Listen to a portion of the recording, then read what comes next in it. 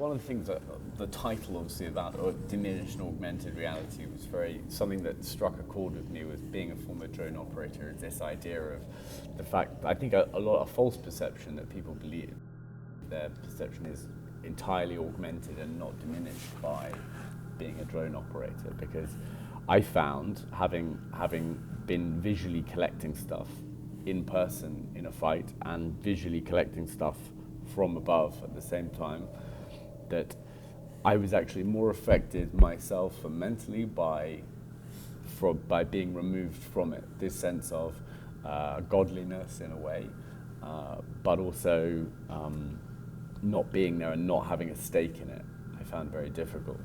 But you were still. I think that makes a big difference. What was that? Sorry, I was. You were still. Yeah. While being on the battleground, you have a lot of things to take care of. But it's just the fact that I could go to this image of war and people fighting, and have a physical effect on it, and then I could just go back and I would be in my office still, and I would be emailing and stuff. And it's this, like diving into that vision and then coming straight out of it. I found it jarring in a sense. But there, I think there is also this idea that for some people that it removes you and therefore should remove your emotional connection to it, which I don't think is true. No, probably you experience different emotions. I think there's a lot more room for your ethical questions while you're operating. You're doing warfare from a remote. With respect to when you are on the battleground. Would you call that augmented or diminished perception? Okay, can I just... the real thing is not really a question of more or less perception, but of really a crisis of perception. What you're saying is that we have to rethink perception in the light of this digitization.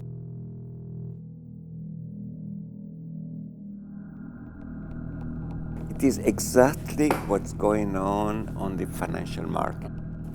That is that that we've been through in the last 30 years in this cycle of bubbles, right? Yes. The ascendant phase. People they act by imitating what the others do, right? There is a mimetic kind of rationality, which has nothing to do with the individual rationality. In 2008, the crisis exploded, right, with Lehman Brothers and so on. I mean, the Financial Times, the New York Times, and so on, they were all talking about going back to reality, right? We have to go back to the Keynesian, policy of investing in infrastructure and so on and so on. So there is this real world which is there, lurking in wait. But at the same time, what you notice after almost 10 years since the beginning of the crisis is that the other world, the virtual world and so on, is winning again. I mean, we have been discussing, so much about, going back to reality and so on, but virtuality in a way cannot be separated anymore. In economics, I mean, it's very difficult to say there is a sound, a real world, and there is a bad, mean, virtual. I mean, this dichotomy doesn't work, doesn't function.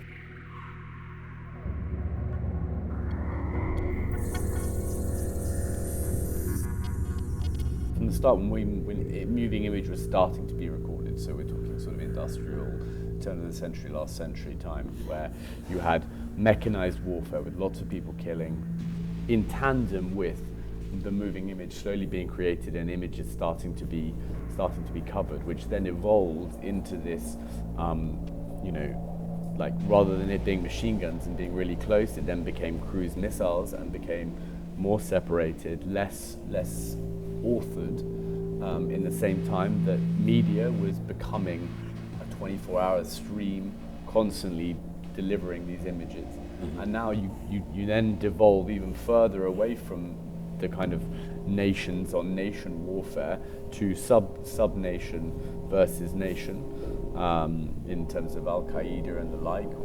And now you're going into this point where there's subnation on subnation, filming on camera phones, putting it out onto the internet completely uncontrolled with no mediation whatsoever. So it's just this explosion of images, and you see people affecting the world, like the hack on the DNC by the Russians to affect you're seeing that's almost seventh generational warfare, deep influence of the population using their method of viewing the world, which is the internet.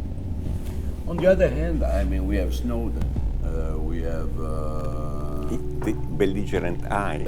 Yes. Yeah. This technology can be used to fight back. Which is somehow related to this new form of capitalism, if you want. We're talking about the working class, which is a category which can be used to represent this family life and so on. There was a community, there was a unity of space and time as far as working was concerned and so on. Today, I mean, there is no this unity of space and time. We all are working all the time, yes, in every place, in any moment of the day and so on. So in a way we are, a new kind of working class, but without any form of identity, community whatsoever, right? Which is fundamental to understand the nature of terrorism. Terrorism is a desperate, tragic, whatever, attempt to kind of recreate a community which has disappeared, right? And maybe this is really the tragedy of terrorism, right? The attempt to reinvent something that is over and needs another invention, another alternative. But the problem posed by the terrorists is the fact that we have no community anymore, structurally speaking.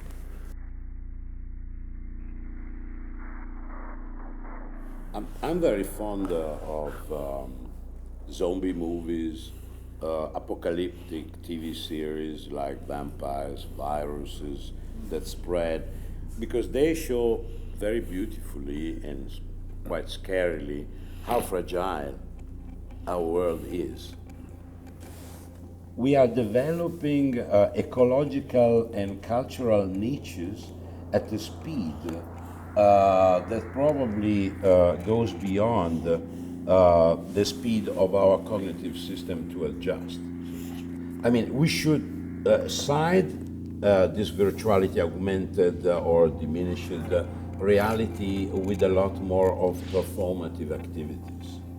So we could go back to the basics of our tribal ancestors in a way. How do you then adjust to that, to this kind of exponential increase in your digital world and this monitoring, this eternal monitoring of everyone? Science and technology is always a double-edged sword. On the one hand, I mean, if I get the money from DARPA, I can help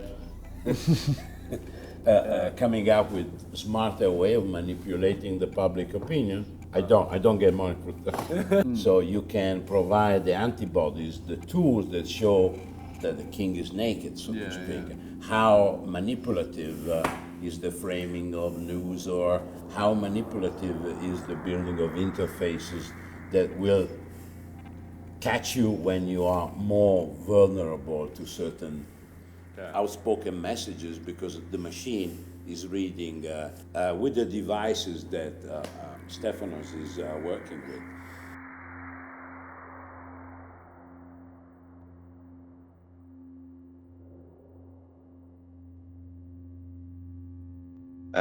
First of all, thank you for the invitation. It is a pleasure to talk a bit about our research and the experiment that we did over in Venice while we were recording with thermal cameras.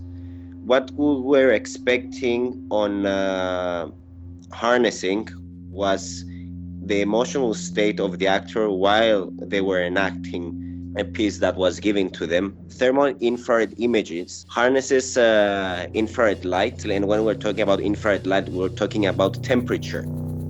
Now, this technique allows us to wirelessly access the emotional physiology of the actor, as well as the audience. So what we're hoping to observe is an emotional contagion between the actor and the audience. On the nose, particularly on the nose tip, what we're extracting adrenaline signals.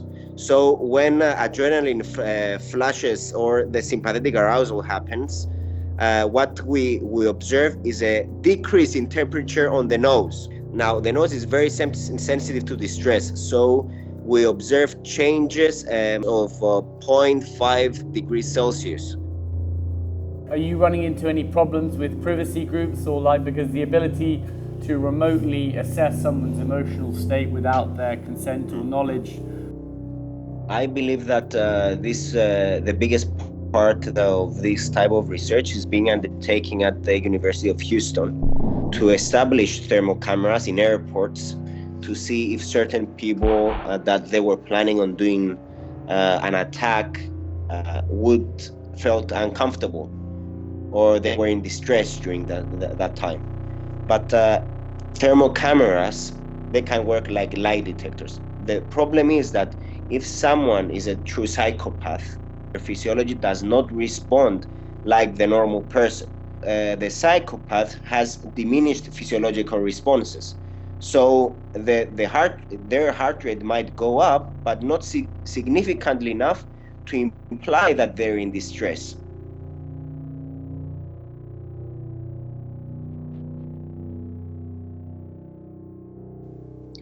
We mainly discussed the relationships between computer vision and surveillance, and experimented with a computer vision toolkit that's set up at the space there.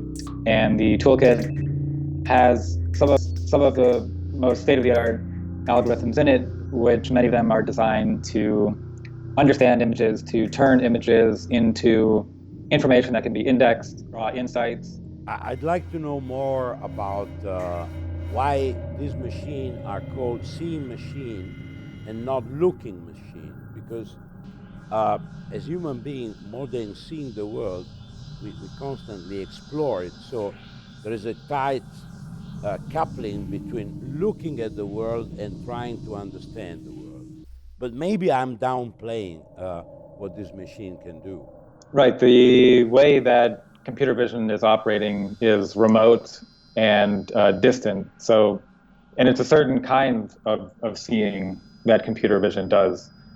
The more that we accept these algorithms, then we accept this remote and passive way of seeing, which is not a true way of seeing. I'm curious what you mean by a more active way of seeing, engaging with the subject, or an interactive way. Vision is a very active enterprise. It is an epistemic act. It's motivated by curiosity, attention, desire. Whenever we look at something, we want to gain knowledge about the something we are looking at. I would, in my own way of categorizing this stuff, use the term sensing machine to define a greater bandwidth of capability for a kind of algorithmic perception. Once you factor in near infrared, shortwave, midwave, longwave, thermal frequencies that people can't see, then to me it goes more into the category of a sensing machine. But when it's purely looking at things in the limitation of the visible spectrum, trying to enact human vision, then to me that's more of a seeing machine. One number that always shocks me and I like to bring up is in person, only 40% of communication is verbal. And this probably doesn't apply to everyone, but 60% of what I'm saying right now, according to a study, is in the nonverbal communication. And I'm not sure if that comes through, so a lot of what I'm saying is lost. But is there the possibility of establishing a continuity between Jeremy Bentham panopticon and these scene machines? Because in fact they are both devices of power, of surveillance, and so on. I'm asking this question because the panopticon was a form of a utopia of power, because in fact it was the desire of power to reach such a perfect control over people that never worked, because otherwise history would have been much different in terms of technology of power, right? So isn't there a utopia in the devices of surveillance, which is precisely the fact that these devices goes beyond the very possibility of these dispositives, of these devices to anticipate or to command?